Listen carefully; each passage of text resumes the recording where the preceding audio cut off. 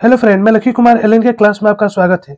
आज इस वीडियो में आपको रसायन विज्ञान के बहुत ही महत्वपूर्ण ऑब्जेक्टिव क्वेश्चन बताने जा रहे हैं, जो कि मैट्रिक परीक्षा में 12 पूछे जाते हैं। तो दोस्तों, एक भी क्वेश्चन को स्किप नहीं करना है, वीडियो को शुरू से अंत तक देखना है। वीडियो को लाइक सब्सक्राइब जरूर करें और बेल आइकन दबाना ना भूलें। तो चलिए स्टार्ट करते हैं आज का पहला क्वेश्चन। क्वेश्चन 1, सबसे अधिक विद्युत तत्व कौन है? ये भी काफी महत्वपूर्ण क्वेश्चन है। यहाँ बताओ सबसे अधिक विद्युत तत्व कौन है? ऑप्शन है सोडियम, बी मैग्नीशियम, सी फ्लोरीन, डी अल्मोनियम। सबसे अधिक विद्युत तत्व कौन है? तो फ्लोरीन है। यहाँ पर ऑप्शन सी। इसे याद रखना होगा। इसका परमाणु क्रमांक कितना होता है? तो 9 होता है। साथ में इसे भी याद रखना होगा। चलिए अगला क्वेश्चन देखते हैं। क्वेश्चन 2, निम्न से कौन अम्ल है? यहाँ बताना आपको निम्न से कौन एक अम्ल है। ऑप्शन है NaCl, बी CaO, सी HCl, डी KOH। तो निम्न से कौन एक अम्ल है? HCl, यानी कि हाइड्रोक्लोरिक अम्ल। यहाँ पर ऑप्शन सी। इसे याद रखना होगा। चलिए अगला क्वेश्चन देखते हैं। क्वेश्चन 3, लोहे को जिंक से लेपित करने की प्रक्रिया को क्या कहते हैं? ये भी काफी महत्वपूर्ण क्वेश्चन है। यहाँ बताना लोहे को जिंक से लेपित करने की प्रक्रिया को क्या कहते हैं। ऑप्शन है एनोडीकरण, बी गैल्वेनीकरण, सी पानी चढ़ाना, डी में से कोई नहीं। तो लोहे को जिंक से लेपित करने की प्रक्रिया को क्या कहते हैं? तो गैल्वेनीकरण कहते हैं। यहाँ पर ऑप्शन बी। इसे याद रखना होगा। चलिए अगला क्वेश्चन देखते हैं। क्वेश्चन 4, कौन सा फास्फोरस सबसे अधिक खतरनाक होता है? ये भी काफी महत्वपूर्ण क्वेश्चन है। यहाँ बताना कौन सा फास्फोरस अधिक खतरनाक होता है। ऑप्शन है श्वेत, बी लाल, सी बैगनी, तीन में से कोई नहीं। तो कौन सा फास्फोरस अधिक खतरनाक होता है? तो लाल फास्फोरस। यहाँ पर ऑप्शन बी। इसे याद रखना होगा। चलिए अगला क्वेश्चन देखते हैं। क्वेश्चन 5, हमारे शरीर का पीएच मान कितना होता है? यहाँ बताना आपको हमारे शरीर का पीएच मान कितना होता है। ऑप्शन है 7 से 7.8 के बीच, बी 8 से 8.4 के बीच, सी 9 से 9.9 के बीच, डी 7.4 से अधिक। तो हमारे शरीर का पीएच मान कितना होता है? तो 7 से 7.8 के बीच। यहाँ पर राइट ऑप्शन है। इसे भी याद रखना होगा। चलिए अगला क्वेश्चन देखते हैं। क्वेश्चन 6, फास्फोरस को कहाँ रखा जाता है? ये भी काफी महत्वपूर्ण क्वेश्चन है।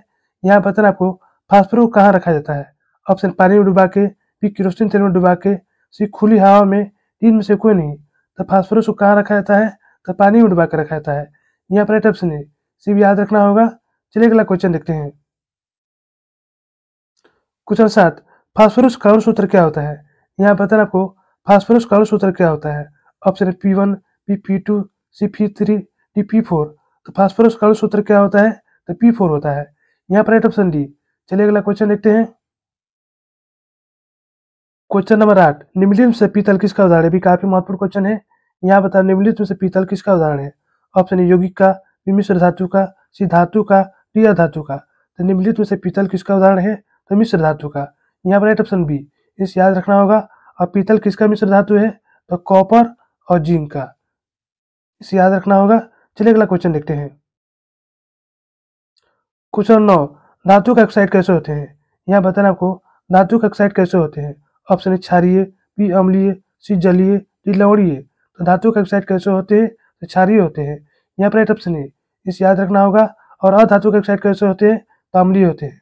साथ में इसे भी याद रखना होगा। चलिए अगला क्वेश्चन देखते हैं।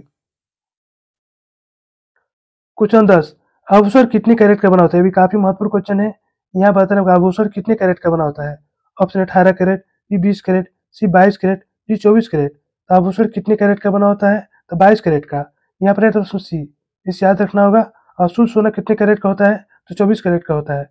साथ में इसे भी याद रखना होगा। चलिए अगला क्वेश्चन देखते हैं। क्वेश्चन 11, ओजन के एक अणु में ऑक्सीजन की परमाणु संख्या कितनी होती है? यहाँ बताना आपको ओजन के एक अणु में ऑक्सीजन परमाणु संख्या कितनी होती है। Option 1, P2, C3, D4। तो ओजन के एक अणु में ऑक्सीजन की परमाणु संख्या कितनी होती है? तो 3 होती है। यहाँ पर ऑप्शन सी। इसे याद रखना होगा।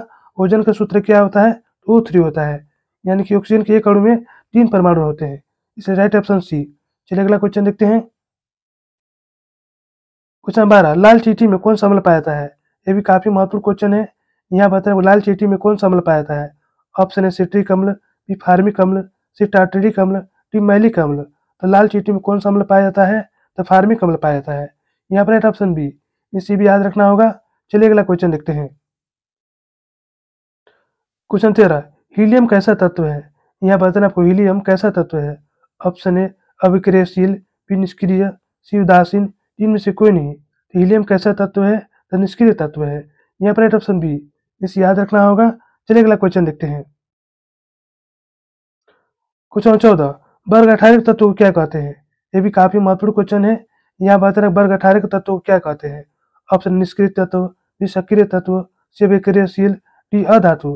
तो वर्ग 18 के तत्व को क्या कहते हैं? तो निष्क्रिय तत्व कहते हैं। यहाँ पर राइट ऑप्शन है, इसी भी याद रखना होगा। चलिए अगला क्वेश्चन देखते हैं। क्वेश्चन 15, मेडलिफ के आवर्त नियम के अनुसार तत्व गुण धर्म किसके आवर्ती फलन होते हैं? यहाँ बताना आपको मेडलिफ के आवर्त नियम के अनुसार तत्व गुण धर्म किसके आवर्ती फलन होते हैं? ऑप्शन है परमाणु संख्या, बी परमाणु द्रव्यमान, सी परमाणु घनत्व, डी परमाणु आयतन।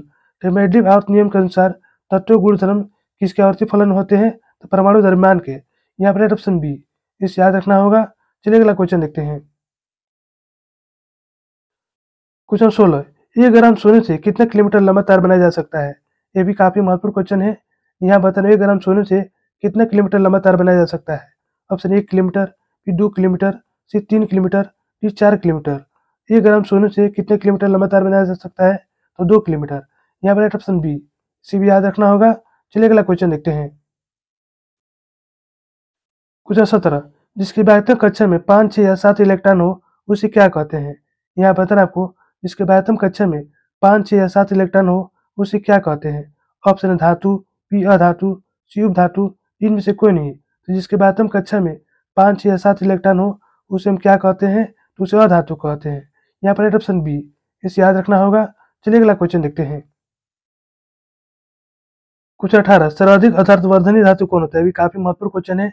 यहाँ बता सर्वाधिक अर्थवर्धन धातु कौन होता है? ऑप्शन है सोना, बी चांदी, सी कॉपर, डी लोहा। सर्वाधिक अर्थवर्धन धातु कौन होता है? तो सोना होता है। यहाँ पर राइट ऑप्शन है, इसे याद रखना होगा। सर्वाधिक अर्थवर्धन धातु एवं तन्य धातु दोनों सोना होता है। चलिए अगला क्वेश्चन देखते हैं। क्वेश्चन 19, आधुनिक आवर्त सारणी में आवर्तों की संख्या कितनी होती है? ये भी काफी महत्वपूर्ण क्वेश्चन है। मैट्रिक परीक्षा में 12 पूछा जाता है। यहाँ बताना आधुनिक आवर्त सारणी में आवर्तों की संख्या कितनी होती है? ऑप्शन है 5, बी 7, सी 16, डी 18। तो आधुनिक आवर्त सारणी में आवर्तों की संख्या कितनी होती है? तो 7 होती है। यहाँ पर ऑप्शन बी। और वर्गों की संख्या कितनी होती है? तो 18 होती है। साथ में इसे भी याद रखना होगा। चलिए अगला क्वेश्चन देखते हैं। क्वेश्चन 20, कार्बन का प्रूफ निम्न से कौन है? भी काफी महत्वपूर्ण क्वेश्चन है।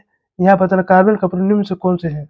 ऑप्शन हीरा, बी ग्रेफाइट, सी दोनों, तीन में से कोई नहीं। तो कार्बन का प्रूफ निम्न से कौन है? तो हीरा और ग्रेफाइट दोनों ही कार्बन का प्रूफ है, इसलिए राइट ऑप्शन सी। इसे याद रखना होगा। एक फ्लोरीन होता है, ये भी कार्बन का प्रूफ होता है। साथ में इसे भी याद रखना होगा। चलिए अगला क्वेश्चन देखते हैं। क्वेश्चन 21, अयस्क में उपस्थित असूर्य को क्या कहते हैं? भी काफी महत्वपूर्ण क्वेश्चन है। यहाँ बताना आपको अयस्क में उपस्थित असूर्य को क्या कहते हैं? ऑप्शन है पत्थर, बी भर्जन, सी गैंग, डी सांद्रण। अयस्क में उपस्थित असूर्य को क्या कहते हैं? तो गैंग कहते हैं। यहाँ पर राइट ऑप्शन सी, इसे भी याद रखना होगा। चलिए अगला क्वेश्चन देखते हैं। क्वेश्चन 22, हेमाटाइट किस धातु का अयस्क है? भी काफी महत्वपूर्ण क्वेश्चन है। यहाँ बताना हेमाटाइट किस धातु का अयस्क है? ऑप्शन लोहा का, बी कॉपर का, सी सोडियम का, डी जिंक का। तो हेमाटाइट किस धातु का अयस्क है? तो लोहा का। यहाँ पर ऑप्शन ए, इसे याद रखना होगा। अब मैग्नेटाइट भी लोहा का अयस्क होता है। साथ में इसे भी याद रखना होगा। चलिए अगला क्वेश्चन देखते हैं। क्वेश्चन 23, जिसमें धातु और अधातु दोनों गुण पाए जाते हैं उसे क्या कहते हैं? यहाँ बताना आपको जिसमें धातु और अधातु दोनों गुण पाए जाते हैं उसे क्या कहते हैं? ऑप्शन है धातु, बी अधातु, सी उपधातु, डी मिश्र धातु। तो जिसमें धातु और अधातु दोनों गुण पाए जाते हैं उसे क्या कहते हैं? उसे उपधातु कहते हैं। यहाँ पर राइट ऑप्शन सी, इसे भी याद रखना होगा। चलिए अगला क्वेश्चन देखते हैं। क्वेश्चन 24, निम्नलिखित में से किस धातु को केरोसिन तेल डुबो कर रखा जाता है? भी काफी महत्वपूर्ण क्वेश्चन है। यहाँ बताना निम्नलिखित में से किस धातु को केरोसिन तेल में डुबो कर रखा जाता है? ऑप्शन है ब्रोमीन, बी सोडियम, सी कार्बन, डी पोटेशियम। तो निम्नलिखित में से किस धातु को केरोसिन तेल में डुबो कर रखा जाता है? सोडियम को। यहाँ पर राइट ऑप्शन बी, इसे याद रखना होगा। इसको खुली हवा में छोड़ने पर यह ऑक्सीजन से प्रतिक्रिया कर जलने लगता है और जल में भी डालने पर जलने लगता है, क्योंकि जल H2O का बना होता है। यानी H2O ऑक्सीजन उसमें भी पाया जाता है, इसलिए उससे भी प्रतिक्रिया कर जलने लगता है, इसलिए उसे केरोसिन तेल डुबो कर रखा जाता है। इसे याद रखना होगा। चलिए अगला क्वेश्चन देखते हैं। क्वेश्चन 25, कौन ऐसा धातु है जो कमरे के ताप पर दर गुण पाया जाता है? ये भी काफी महत्वपूर्ण क्वेश्चन है। यहाँ बताना कौन ऐसा धातु है जो कमरे के ताप पर दर गुण पाया जाता है? ऑप्शन है bromine, B mercury, C potassium, D sodium. कौन ऐसा धातु है जो कमरे के ताप पर दर गुण पाया जाता है? तो ब्रोमीन। यहाँ पर राइट ऑप्शन है, इसे याद रखना होगा। चलिए अगला क्वेश्चन देखते हैं। क्वेश्चन 26, जिसमें विद्युत धारा प्रवाहित होती है उसे क्या कहते हैं? ये भी काफी महत्वपूर्ण क्वेश्चन है। यहाँ पर जिस विद्युत धारा प्रवाहित होती है उसे क्या कहते हैं? ऑप्शन सुचालक, बी कुचालक, सी दोनों, तीन में से कोई नहीं। जिसमें विद्युत धारा प्रवाहित होती है उसे क्या कहते हैं? तो उसे सुचालक कहते हैं। यहाँ पर राइट ऑप्शन है, इसे याद रखना होगा। और जिसमें विद्युत धारा प्रवाहित नहीं होती है उसे हम कुचालक कहते हैं। चलिए अगला क्वेश्चन देखते हैं। क्वेश्चन नंबर 27, अम्ल और क्षार आपस में अभिक्रिया करके क्या बनाते हैं? भी काफी महत्वपूर्ण क्वेश्चन है। यहाँ पर अम्ल और क्षार आपस में अभिक्रिया करके क्या बनाते हैं? ऑप्शन है लवण, बी सोना, सी सोडियम, डी मरकरी। तो अम्ल और क्षार आपस में अभिक्रिया करके क्या बनाते हैं? तो लवण प्लस जल बनाते हैं। इसे याद रखना होगा। और ये एक उदासीनीकरण अभिक्रिया है। यहाँ पर राइट ऑप्शन है, इसे याद रखना होगा। चलिए अगला क्वेश्चन देखते हैं। क्वेश्चन 28, निम्न से कौन धातु सबसे अधिक तन्य होता है? भी काफी महत्वपूर्ण क्वेश्चन है। यहाँ बता निम्न से कौन सा धातु सबसे अधिक तन्य होता है? ऑप्शन है कॉपर, बी चांदी, सी सोना, डी लोहा। तो निम्न से कौन सा धातु सबसे अधिक तन्य होता है? तो सोना होता है। यहाँ पर राइट ऑप्शन सी, इसे याद रखना होगा। चलिए अगला क्वेश्चन देखते हैं। क्वेश्चन 29, किस धातु को चाकू से काटा जा सकता है? भी काफी महत्वपूर्ण क्वेश्चन है। यहाँ बता किस धातु को चाकू से काटा जा सकता है? ऑप्शन सोडियम, बी पोटेशियम, सी लिथियम, तीन में सभी। किस धातु को चाकू से काटा जा सकता है? तो सोडियम, पोटेशियम, लिथियम, इन सभी को काटा जाता है क्योंकि ये मुलायम होते हैं। इसलिए राइट ऑप्शन डी, इसे याद रखना होगा। चलिए अगला क्वेश्चन देखते हैं। क्वेश्चन 29, धोने वाला सोडा का रासायनिक नाम क्या है? भी काफी महत्वपूर्ण क्वेश्चन है। यहाँ बताना धोने वाला सोडा का रासायनिक नाम क्या है? Option sodium chloride, B sodium bicarbonate, C sodium carbonate, तीन में से कोई नहीं। तो धोने वाला सोडा का रासायनिक नाम क्या है? सोडियम कार्बोनेट है। यहाँ पर राइट ऑप्शन सी, इसे याद रखना होगा। खाने वाला सोडा का क्या नाम है? Sodium bicarbonate. साथ में इसे भी याद रखना होगा। चलिए अगला क्वेश्चन देखते हैं। क्वेश्चन 31, वो कौन सा धातु है जो विद्युत का सुचालक होता है? भी काफी महत्वपूर्ण क्वेश्चन है। यहाँ बताना वो कौन सा धातु है जो विद्युत का सुचालक होता है? ऑप्शन है चांदी, बी कॉपर, सी ग्रेफाइट, डी लोहा। तो कौन सा धातु है जो विद्युत का सुचालक होता है? तो ग्रेफाइट होता है। यहाँ पर राइट ऑप्शन सी, इसे भी याद रखना होगा। चलिए अगला क्वेश्चन देखते हैं। क्वेश्चन 32, विद्युत का सर्वोत्तम चालक कौन सा धातु है? यहाँ बताना विद्युत का सर्वोत्तम चालक कौन सा धातु होता है? ऑप्शन है चांदी, बी कॉपर, सी सोना, डी लोहा। तो विद्युत का सर्वोत्तम चालक कौन सा धातु होता है? तो चांदी होता है। यहाँ पर राइट ऑप्शन है, इसे याद रखना होगा। चलिए अगला क्वेश्चन देखते हैं। क्वेश्चन 33, आधुनिक आवर्त सारणी में वर्गों की संख्या कितनी होती है? भी काफी महत्वपूर्ण क्वेश्चन है। यहाँ बता आधुनिक आवर्त सारणी में वर्गों की संख्या कितनी होती है? ऑप्शन है 5, बी 7, सी 16, डी 18।